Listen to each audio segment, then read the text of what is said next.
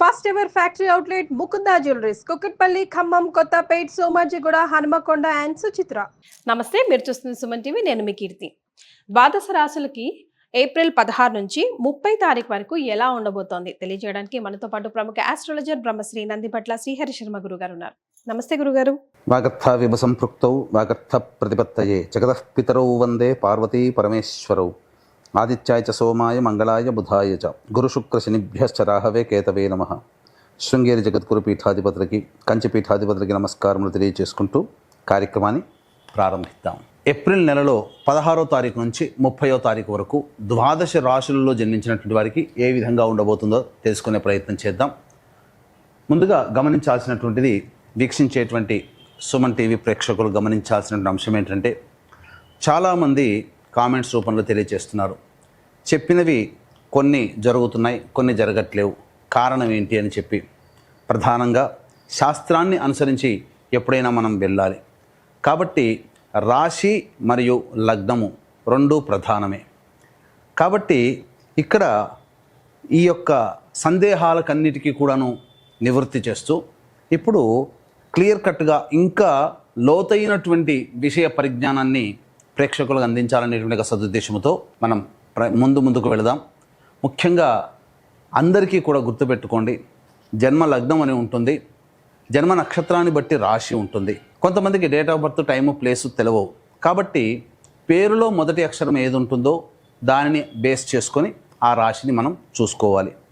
అయితే నామనక్షత్రంలో కూడా చాలామంది పొరపాటు పడుతున్నారు. కాబట్టి ఇక్కడ వాటికి సంబంధించినటువంటిది, ఉదాహరణకి శ్రీనివాస్ అనే పేరుందనుకోండి, ఏం చూస్తున్నారు? కుంభరాశి చూస్తున్నారు, కాదు, తులారాశి చూసుకోవాలి. ఇలా కాబట్టి ఎవరైనా కానీ జన్మించిన లగ్నాన్ని ఆధారంగా చేసుకొని మొట్టమొదటిగా మనం చూసుకోవాలి. జన్మ లగ్నం తెలియని వాళ్ళు కనీసం రాశి నుంచి చూసుకోవాలి. ఈ జన్మలగ్నము రాశి రెండూ తెలియనటువంటి వాళ్ళు నామ నక్షత్రం మీదుగా చూసుకోవాలనేటువంటిది విషయాన్ని ప్రేక్షకులకు తెలియజేస్తున్నాను.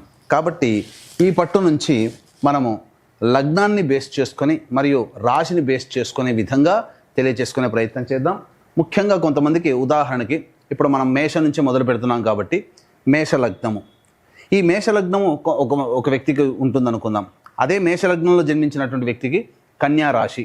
మరి ఏ రాశి ఫలాలు చూసుకోవాలి అనేటువంటి సందేహం కూడా కలుగుతుంది. కాబట్టి ఇక్కడ నివృత్తి చూస్తూ మొట్టమొదటిగా లగ్నమే ప్రధానం కాబట్టి ఎవరు ఏ లగ్నంలో జన్మించారో ఆ లగ్నాన్ని బేస్ చేసుకునే పరిహారాలు చూసుకుంటే మీకు ఖచ్చితంగా అన్నీ సరిపోతాయి. అది గుర్తుపెట్టుకోండి. లగ్నము తెలియని వాళ్ళు అప్పుడు రాశి చూసుకోవాలి. అంటే ఒకరిది మేషలగ్నం అయ్యుండి కన్యా రాశి అయితే లగ్నాన్ని మేషలగ్నంగానే ప్రధానంగా చూసుకొని ఫలితాలు బేరీజ్ వేసుకోవాలి. లేదు కన్యా రాశి అనుకున్నప్పుడు లగ్నం తెలియనప్పుడు కన్యా రాశి నుంచి చూసుకుంటే 40% వరకు మ్యాచ్ అవుతాయి. లగ్నం నుంచి చూసుకుంటే 60 to 70% వరకు మనం చెప్పేటువంటి విషయాలు మ్యాచ్ అవుతాయనేటువంటి విషయాన్ని గమనించుకోగల ప్రార్థన. ఇక వివరాల్లోకి వెళ్ళినట్లయితే, ప్రధానంగా ఈ యొక్క 12 రాశిలో జన్మించినటువంటి వారికి ఏ విధంగా ఉండబోతుందో తెలుసుకునే ముందు గ్రహ సంచారం తెలుసుకుందాం. మేషంలో రవి మరియు వృషభంలో గురువు, కర్కాటకంలో కుజువు, కన్యలో కేతువు, అలాగే మీనంలో బుధ, శుక్ర, శని, రాహు గ్రహాలు. కాబట్టి చాతుర్గ్రహ కూటమి 30వ తారీఖు వరకు కూడా ఉండబోతుంది అనే విషయాన్ని గుర్తుపెట్టుకోవాలి. ఏప్రిల్ 16 to 30 కుంభరాశి వారికి ఎలా ఉంటుంది గురుగారు? ద్వాదశ రాశులు లేదా ద్వాదశ లగ్నాలలో భాగంగా ఏప్రిల్ 16వ తారీఖు నుంచి 30వ తారీఖు వరకు కుంభలగ్నము, కుంభరాశిలో జన్మించినటువంటి వారికి 16వ తారీఖు నుంచి ఏప్రిల్ 30వ తారీఖు వరకు ఎలా ఉండబోతుందో తెలుసుకునే ప్రయత్నం చేద్దాం. గమనించుకున్నట్లయితే కుంభలగ్నంలో లేదా కుంభరాశిలో జన్మించినటువంటి వారికి ఏలినాటి శని ప్రభావం ఇంకా 2.5 సంవత్సరాల పాటు, అనగా కుటుంబ శనిలోకి వచ్చారు. అయితే రవి, గురువు, కుజగ్రహ ప్రభావము యోగదాయకంగా ఉన్నటువంటి కారణం చేత అద్భుతంగా ఉండబోతుంది. కష్టాల నుంచి బయటపడతారు. మరీ ముఖ్యంగా ఉద్యోగ సంబంధమైనటువంటి విషయాల్లో ఉన్నటువంటి వాళ్ళకి, నిరుద్యోగస్తులకి ఉద్యోగం లభిస్తుంది. అలాగే ప్రమోషన్స్తో కూడుకున్నటువంటి బదిలీలు కానీ, ప్రమోషన్స్, ఇంక్రిమెంట్లు కానీ ఈ యొక్క కుంభలగ్నము లేదా కుంభరాశిలో జన్మించినటువంటి వారికి గోచరమవుతాయి. ముఖ్యంగా దైవ బలము పెరగడం చేత అనుకున్నటువంటి పనులు సజావుగా పూర్తి చేసుకుంటారు. వివాహం కాని అబ్బాయిలకి లేదా అమ్మాయిలకి వివాహ సంబంధాలు నిశ్చయమవుతాయి. వ్యాపార రంగంలో ఉన్నటువంటి వాళ్ళు ప్రధానంగా వ్యాపారంలో విస్తరణకి అనగా కొత్త వ్యాపారాలకి విస్తరణకి మీరు మార్పు చెందకుండా ఉన్న వ్యాపారాన్ని కంటిన్యూ చేసుకుంటూ ఉన్నట్లయితే తప్పకుండా అటువంటి వ్యాపారంలో మీకు అభ్యున్నతి పెరుగుతుంది. స్పెక్యులేషన్ రంగంలో ఉన్నటువంటి వాళ్ళు జాగ్రత్తలు పాటించాలి. నష్టాలు చవి చూసే అవకాశము గోచరమవుతుంది అని చెప్పవచ్చు. ఇక ముఖ్యంగా గమనించుకున్నట్లయితే ఈ యొక్క కుంభలగ్నం లేదా కుంభరాశిలో జన్మించినటువంటి వారికి అద్భుతముగా ఉండబోతుంది. కాకపోతే ఇతరులతో కమ్యూనికేషన్ ఏదైతే ఉంటుందో ఆ కమ్యూనికేషన్ నష్టపోతారు. కమ్యూనికేషన్ సరిగ్గా చేయలేకపోతారు. అవకాశాలు వచ్చిన వాటిని వినియోగించుకోలేని పరిస్థితి కలుగుతుంది. కాబట్టి దైవానుగ్రహం తప్పనిసరి. పెద్దల యొక్క సలహాలు సూచనలు పాటించినట్లయితే ప్రతి విషయంలో కూడా మీరు విజయాన్ని పొందుతారని చెప్పవచ్చు. ఉద్యోగములు ప్రయత్నం చేసేటువంటి వాళ్ళకి మంచి ఉద్యోగ ఆఫర్స్ వస్తాయి. కానీ ఏది సరైనటువంటిది అనేటువంటిది మాత్రం నిర్ణయించుకోలేకపోతారు. అవకాశాలు ఎక్కువగా ఉండడం, అలాగే అనుకున్నటువంటి ప్రతి పని కూడాను ముందుకు సాగడం. ఈ కారణం చేత కుంభలగ్నం లేదా కుంభరాశిలో జన్మించినటువంటి వారికి మంచి ఫలితాలు ఉంటాయి. విద్యార్థులు బాగా కష్టపడితే తప్ప సంపూర్ణమైనటువంటి ఫలితాలను పొందలేకపోతారు. విదేశీయానము విదేశీ విద్యకు సంబంధించి ప్రయత్నాలు గట్టిగా చేయాలి. అదృష్టము తోడైతేనే మీరు ముందడుగు వేస్తారని చెప్పవచ్చు. ఏతావాత చెప్పుకొచ్చేది ఏమిటంటే ఈ యొక్క కుంభలగ్నం లేదా కుంభరాశిలో జన్మించినటువంటి వారికి దైవానుగ్రహం తప్పకుండా ఉండి తీరాలి. ఇట్టి దైవానుగ్రహం ఈ విశ్వావసు నామ సంవత్సరం సంపూర్ణంగా అందరికీ అందించాలనేటువంటి ఒక సదుద్దేశంతో ఈ విశ్వావసు నామ సంవత్సరంలో మీ యొక్క సంకల్పం నెరవేరాలి. ప్రతి నెల గ్రహచారాలు మారుతుంటాయి, గ్రహగతులు మారుతూ ఉంటుంటాయి. కాబట్టి గ్రహాల యొక్క అనుగ్రహం కలిగి సర్వదోషాలు తొలగిపోవాలనే సదుద్దేశంతో విశ్వేశ్వరుని యొక్క ఆజ్ఞ మేర కాశీక్షేత్రములో ఏప్రిల్ 18వ తారీఖు నుంచి సంవత్సరం పాటు సంకల్ప సిద్ధి సర్వదోష నివారణ పూజల హోమాలు అనేటువంటి చేయించడం జరుగుతుంది. ఇట్టి మహత్తరమైనటువంటి దివ్యమైన కార్యక్రమంలో భాగస్వాములుగా సభ్యులుగా చేరాలనుకునే వాళ్ళు ఇట్టి కార్యక్రమం తదనంతరం కాంటాక్ట్ చేసి పూర్తి వివరాలు తెలుసుకోవచ్చు. ఇక ఆలస్యం చేయకుండా 16వ తారీఖు నుంచి 30వ తారీఖు వరకు ఎలా ఉండబోతుందనే విషయం తెలుసుకుందాం. 16, 17, 18, 19, 20 ఈ 5 రోజుల పాటు కుంభలగ్నం లేదా కుంభరాశిలో జన్మించినటువంటి వారికి తిరుగులేదు. అన్ని విధాలుగా అనుకూలంగా ఉండబోతుంది. ఉద్యోగం చేస్తున్నటువంటి వాళ్ళకి అధికారుల యొక్క అండదండలు పెరుగుతాయి. వ్యాపారంలో ఉన్నటువంటి వాళ్ళకి వ్యాపారము చక్కగా సాగుతుంది. ధనపరమైనటువంటి సమస్యలు తీరుతాయి. రాని బాకీలు వసూలవుతాయి. అన్ని విధాలుగా సంతోషకరంగా జీవిస్తారని చెప్పవచ్చు.